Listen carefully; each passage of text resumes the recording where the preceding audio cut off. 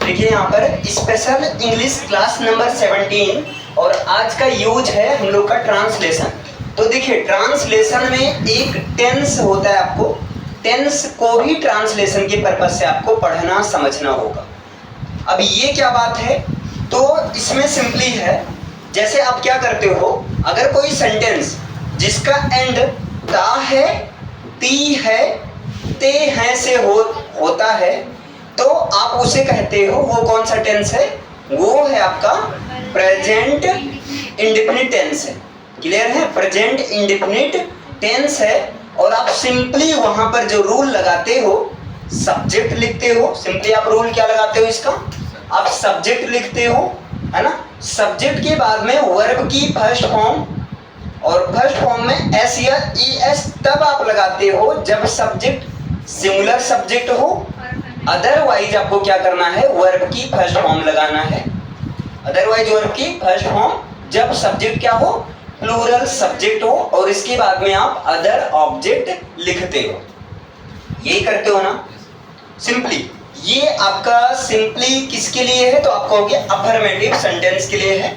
Negative में क्या हो जाता है, डू नॉट या डज नॉट हो जाता है। इंटेरोगेटिव में अगर क्या वाला सेंटेंस है, तब क्या की इंग्लिश के जगह पर क्या की इंग्लिश ना लिखकर क्या की जगह पर हेल्पिंग वर्ब डू या डज लिखा जाता है। लेकिन अब मान लो कोई सेंटेंस आपका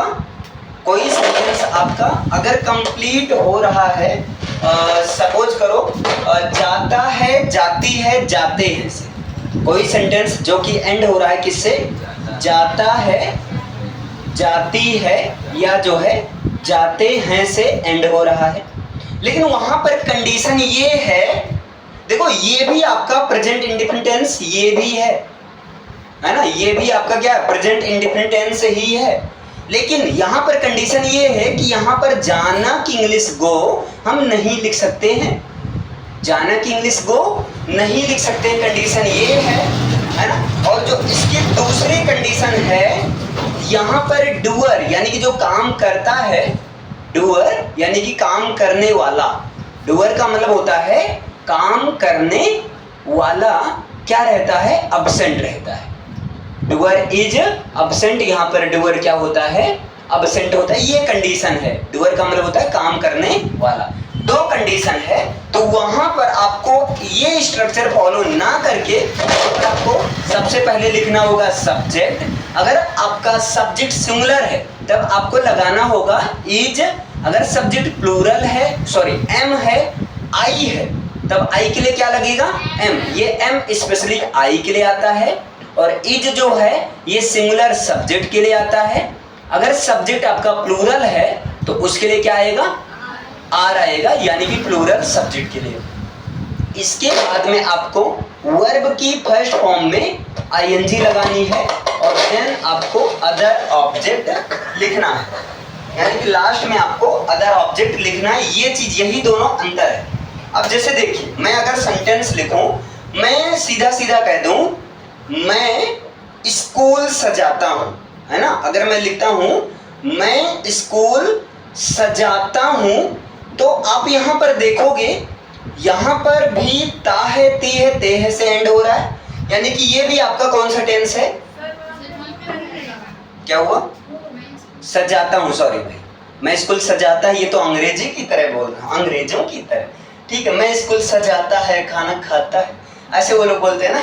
ठीक है, मैं स्कूल सजाता हूं, यहां पर ता हूं लास्ट में आए, यानी कि क्या होगा, प्रेजेंट इंडेफिनिट टेंस होगा। यहीं पर मैं बोल दूं कि स्कूल जो है ना वो सजाया जाता है, यहीं पर मैं बोल दूं स्कूल सजाया जाता है, तो आप कहोगे स्कूल सजाया जाता है, तो ये भी तो भाई प्रेजेंट इंडेफिनिट टेंस है। दोनों का दोनों सेंटेंस प्रेजेंट इंडेफिनिट टेंस है। क्या दोनों में अंतर है, यस बिल्कुल अंतर है। और अंतर ये है, ध्यान से समझिएगा मैं क्या बताना चाह रहा हूं। अंतर ये है कि यहां पर काम करने वाला यानी कि सब्जेक्ट है, काम करने वाले पर फोकस है, और ये आपका सिंपल में चला जाएगा सब्जेक्ट प्लस, अब जैसे मैंने सब्जेक्ट लिख दिया आई, क्लियर है। अब आई क्या आप कहोगे, प्लूरल सब्जेक्ट है, तो प्लूरल सब्जेक्ट के साथ क्या लगता है, वर्ब की फर्स्ट फॉर्म। काम कौन सा कर रहा हूं, तो काम कर रहा हूं सजाने का, यानी कि डेकोरेट। और क्या सजा रहा हूं, स्कूल, तो आई डेकोरेट द स्कूल, मैं स्कूल सजाता हूं। अब द लगाने से मैंने स्कूल को स्पेशल बना दिया, अपना स्कूल सजाता हूं, है ना। अच्छा, अब यहाँ क्या स्कूल सजाया जाता है, यहां पर अंदर क्या है तो ये भी भाई प्रेजेंट इंडिपेंडेंस, लेकिन यहां पर जो काम करने वाला है ना, काम करने वाले पर नहीं फोकस किया गया बल्कि काम पर फोकस किया गया है। ध्यान से समझना, यहां पर मैंने क्या कहा, काम करने वाले को फोकस में किया गया है। यहां पर मैंने क्या कहा, काम करने वाले को बोलते हैं सब्जेक्ट, यहां पर सब्जेक्ट इज इन फोकस। यहां पर क्या है बच्चा, सब्जेक्ट फोकस में है, बोलो समझ पा रहे हो ना। लेकिन यहां पर अगर बात करें तो काम करने वाले पर नहीं बल्कि काम पर, यानी कि ऑब्जेक्ट इज इन फोकस। यहां पर कौन फोकस है, आप कहोगे ऑब्जेक्ट जो है फोकस में है। यहां पर आपका ऑब्जेक्ट फोकस है और यहां पर सब्जेक्ट फोकस है। अब आप बताओ, जब सब्जेक्ट फोकस रहता है तो क्या वो एक्टिव वॉइस होता है कि नहीं, बोलो भैया। जब सब्जेक्ट फोकस में रहता है, जब सब्जेक्ट प्रधान रहता है, तब वो क्या होता है, एक्टिव वॉइस होता है ना। लेकिन जब सब्जेक्ट फोकस में नहीं रहता है बल्कि ऑब्जेक्ट फोकस में रहता है, तब वो कौन सा टेंस होता है, तो आप कहोगी वो तो होता है पैसिव टेंस। वो तो क्या होता है, पैसिव वॉइस होता है। अब आप बताओ भैया, आप बताओ क्या वर्ब की फर्स्ट फॉर्म में एस या वर्ब की फर्स्ट फॉर्म का पैसिव ईजेमार के साथ वर्ब की थर्ड फॉर्म में नहीं बनता है, ईजेमार के साथ वर्ब की थर्ड फॉर्म में नहीं बनता है, यहाँ पर वर्ब की थर्ड फॉर्म रहेगा। बताइए, यही तो बनता है ना। अगर आपका एक्टिव वॉइस में वर्ब की फर्स्ट फॉर्म में एस या वर्ब की फर्स्ट फॉर्म का पैसिव वॉइस क्या बनता है, तो आप लोग अभी तक पढ़ते भी आए होंगे कि इज एम आर के साथ में क्या लग जाता है, वर्ब की थर्ड फॉर्म लग जाती है ना। यहाँ पर आईएनजी लगेगा ही नहीं, वर्ब की थर्ड फॉर्म लगेगी। क्लियर है, तो यही तो पढ़ते आए हो ना।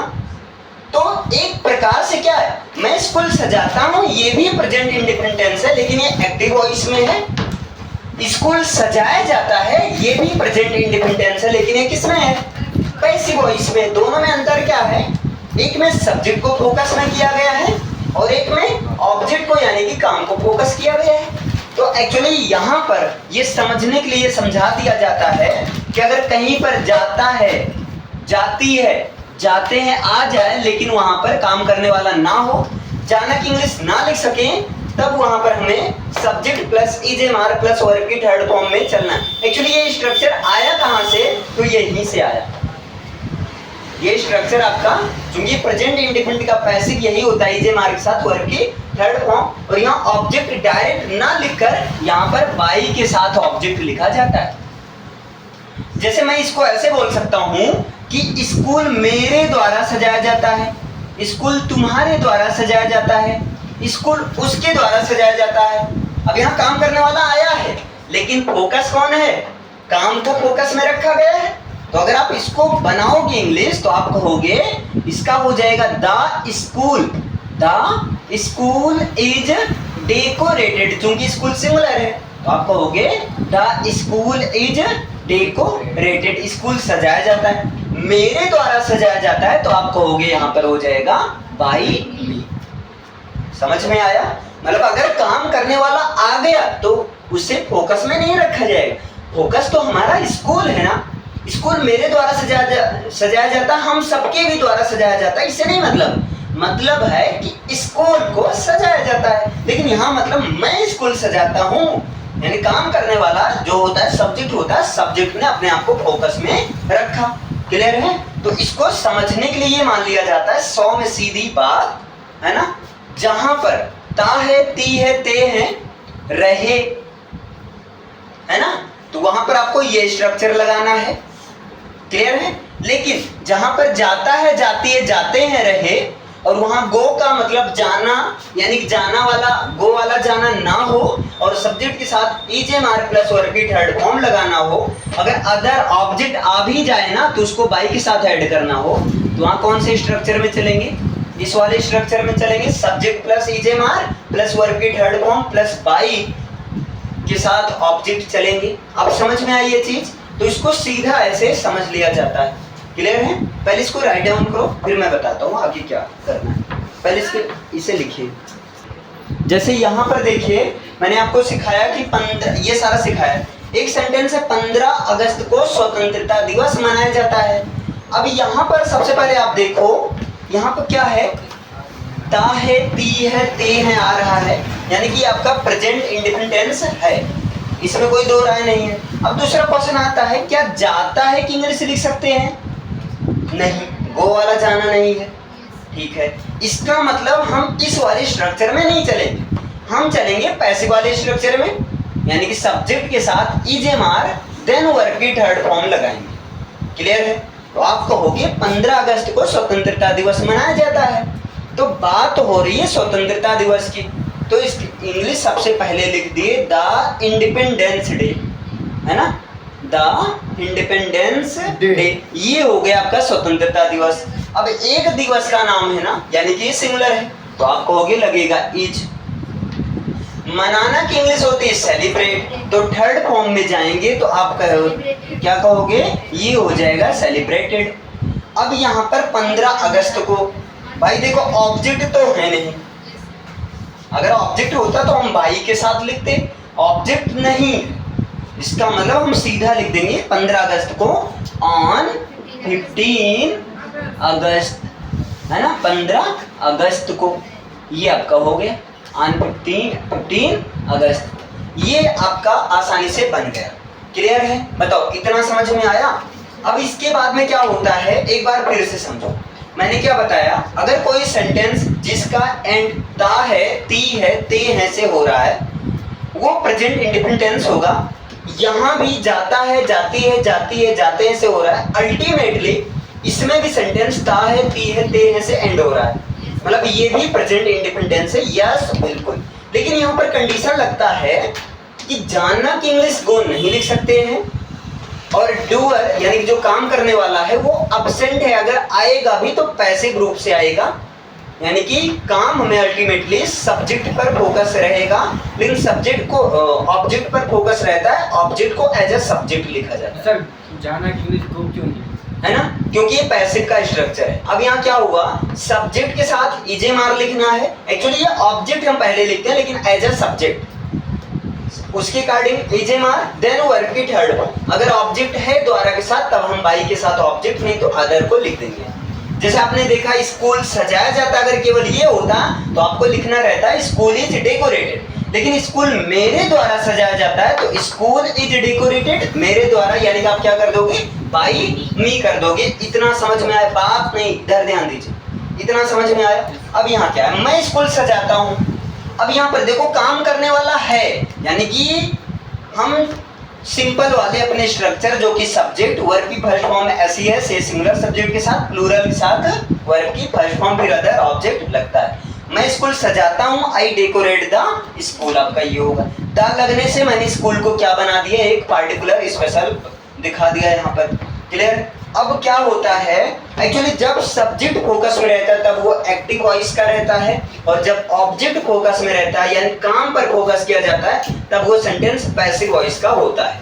अब यहीं पर अगर ये थोड़ा सा यही पास्ट में कर दें, ये कह दें अगर कोई सेंटेंस ता था, ध्यान से समझना, अगर कोई सेंटेंस आपका ती थी, कोई सेंटेंस ते थे पर समाप्त हो, या किसी सेंटेंस के लास्ट में आ का मात्रा, ई का मात्रा या जो ए का मात्रा हो, तब वो प्रेजेंट नहीं बल्कि होता है वो पास्ट इंडिफिनिट टेंस होता है। इसी तरह यहाँ पर अगर कोई सेंटेंस मान लीजिए जाता था रहे, या जाती थी रहे, या जो क्या रहे, जाते थे रहे, गो की इंग्लिश जाना नहीं लिख सकते, डूअर अब्सेंट हो, तब वहां पर फर्स्ट फॉर्म देखिए, यहाँ पर अगर उसमें कोई कंडीशन नहीं है तब हम क्या करेंगे, ये सब हटाकर, अगर अफर्मेटिव सिंपल सेंटेंस है वहां पर क्या कर देंगे, वर्ब की सेकंड फॉर्म लगा देंगे। क्लियर? और यहाँ पर क्या करेंगे, इज एम आर को हटाकर हम क्या लगा देंगे, वाज या वर लगा देंगे, और वाज का यूज करेंगे सिंगुलर सब्जेक्ट और आई के साथ, सिंगुलर सब्जेक्ट एंड आई के साथ, और वर का यूज करेंगे प्लूरल सब्जेक्ट के साथ, वर्ब की थर्ड फॉर्म। मैं स्कूल सजाता हूं, मैं यहां पर ऐसे कह दूं मैंने स्कूल सजाया, मैं अगर इसको ऐसे बोल दूं, मैंने स्कूल सजाया, तो आप कहोगे मैंने स्कूल सजाया। एक्चुअली अब ये पास्ट टेंस में है, तो आप कहोगे ये तो गलत हो जाएगा। पास्ट टेंस में कोई कंडीशन नहीं, यानी कि वर्ब की सेकंड फॉर्म तो क्या हो जाएगा, आई डेकोरेटेड द स्कूल। इतना समझ में आया। यहाँ पर स्कूल मेरे द्वारा सजाया गया, अगर मैं इसको ऐसे कह दूं, स्कूल मेरे द्वारा सजाया गया, तो आप बताओ क्या यहाँ जाना की इंग्लिश गो वेंट गॉन वाला है? आप कहोगे नहीं है। कंडीशन, पहली कंडीशन मिला, जाना की इंग्लिश नहीं लिख सकते हैं। स्कूल मेरे द्वारा सजाया गया, ठीक है। स्कूल सजाया गया, काम करने वाला तो एक्टिव रूप से अब्सेंट है, पैसिव रूप से है ना। काम फोकस किया गया है काम पर, यानी कि ऑब्जेक्ट पर, तो आप कहोगे इसे हम सब्जेक्ट प्लस वाज या वर्ब के वाले कंडीशन स्ट्रक्चर पर चलेंगे। तो आप कहोगे स्कूल इज नहीं बल्कि क्या करो, स्कूल वाज करो। क्लियर है। इसमें क्या है, ऑब्जेक्ट फोकस में रहता है, इसमें क्या, सब्जेक्ट फोकस। 15 अगस्त को स्वतंत्रता दिवस मनाया जाता है, हम कहते हैं 15 अगस्त को स्वतंत्रता दिवस मनाया गया, तो आप कहोगे अब इसमें क्या है भाई, सारी कंडीशन वही है। अब यहाँ पास्ट इंडिफिनिट टेंस की पहचान आ गया, इसलिए हम इज ना कर यहाँ पर क्या कर देंगे, वाज कर देंगे। पूरा समझ में आया, रिलेट हो गया, नोट डाउन करिए इसे। छापे तो सर नहीं बात। अब जैसे यहाँ पर देख सकते हैं, मैंने यहाँ 2 सेंटेंस बोला है, मैंने बुलाया। तो आप देखो इस सेंटेंस में क्या है, मैंने बुलाया, यानी कि यहाँ पर काम करने वाला है, सब्जेक्ट है, तो इसकी इंग्लिश होगी आई कॉल्ड। लेकिन मुझे बुलाया गया, यहाँ पर इसकी इंग्लिश, यहाँ पर सब्जेक्ट पर फोकस नहीं बल्कि जिसे बुलाया गया उस पर फोकस है, ऑब्जेक्ट पर फोकस है, तो इसकी इंग्लिश होगी, दूसरे की इंग्लिश क्या होगी, आई वाज कॉल्ड। दोनों में अंतर है, ये याद रखना।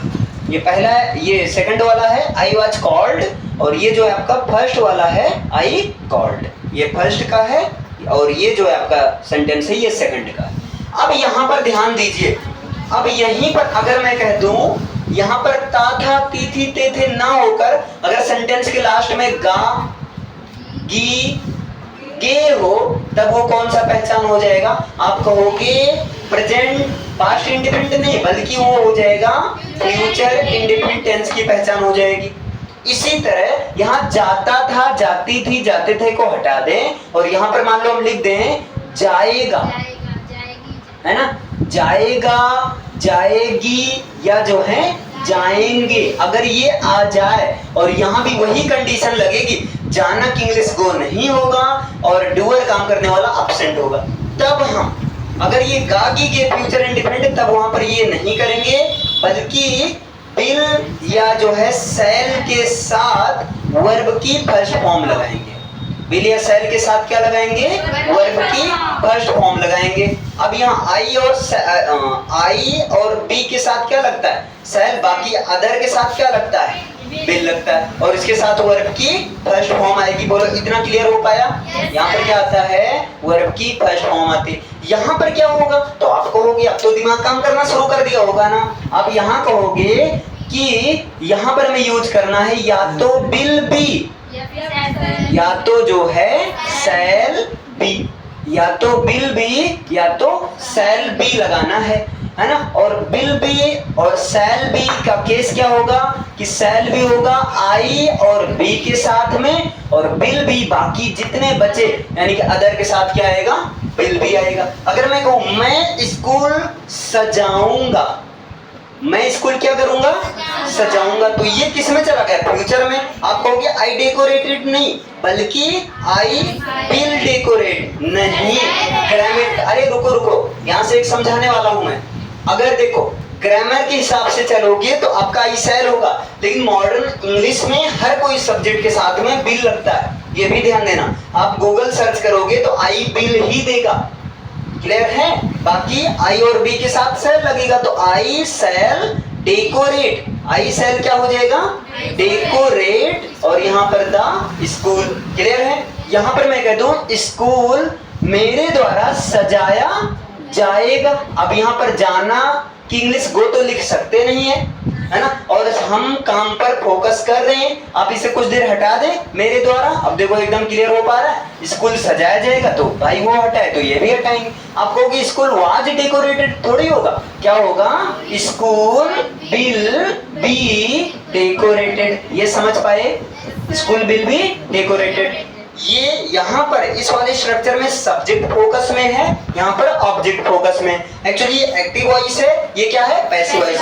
15 अगस्त को स्वतंत्रता दिवस मनाया गया, नहीं मनाया जाएगा। अभी आया भी नहीं है ना 15 अगस्त, तो मनाया जाएगा, देख लेना पक्का मनाया जाएगा। तो यहाँ पर वाज सेलिब्रेटेड ना होकर आपको ये तो फ्यूचर में चला गया, कंडीशन वाला है, तो क्या करोगे, विल बी डेकोरेटेड। डेकोरेटेड नहीं, सेलिब्रेट रहेगा। अरे एक मिनट, मनाना की इंग्लिश क्या होगी, सेलिब्रेट, तो will be celebrated, will be celebrated, ये आपका हो जाएगा। क्लियर है, अभी समझ में आया। अब एक चीज ये ध्यान दो, इसके पहले डेकोरेटेड लिखा गया था क्या, अच्छा सही लिखा गया। अब यहाँ पर ध्यान दो, मैंने बुलाया, इनको मारो गोली, इनको मारो गोली, ये सब हटाओ, है ना। अभी बताओ ये समझ में आपको। अब यहाँ पर इनकी जगह एक सेंटेंस लिखता हूं। अगर मैं कह दूं भैया सांप को ना मारा जाएगा, सांप को मारा जाएगा, अब इसकी इंग्लिश क्या होगी, आप कहोगे सांप को मारा जाएगा, पता नहीं कौन मारा है, मारेगा, लेकिन जाना की इंग्लिश गो वाला नहीं है ना। तो आप कहोगे ये तो इसमें विल भी या तो शैल भी चलेंगे। अच्छा दोनों में एक चीज देख पा रहे हो, यहाँ पर वर्ब की फॉर्म बदल रही है, यहाँ पर वर्ब की थर्ड फॉर्म फिक्स है, है ना। तो यहाँ पर क्या हो जाएगा, सांप को मारा जाएगा, तो सांप की इंग्लिश होगी the snake, the snake will be. अब बताओ सांप को जान से मार दोगे, आधा मारोगे, जान से नहीं मारोगे ना, फोटो खींच लेगा फिर, है ना। कहते हैं ना गटई के नहीं, मुंह क्या होता है, मुंह कुचल दो, नहीं तो फोटो खींच लेगा। तो भाई जान से मार देना, नहीं फोटो खींच देगा, फिर सपने में आएगा तुम्हारा फोटो खींचेगा फिर, है ना। तो क्या हो जाएगा, विल बी, कहाँ गया, आज तुम्हारे सामान के साथ भूखे हैं। हाँ भाई विल बी किल्ड, देख रहे हो, आज सोमवार हम सांप को हत्या, नहीं हम ये करें सांप को मारा जाएगा, मारने के लिए थोड़ी करें, पता नहीं कौन मारेगा, हम ये नहीं करें। क्लियर है, अभी समझ। सावन में जो पापी सांप होंगे उनको मारा जाएगा, बाकी अच्छे सांप को नहीं मारा जाएगा। सांप भी कौन अच्छे होते हैं, चलिए इसे लिखे पहले। सब भूखा है सावन की सोमवार।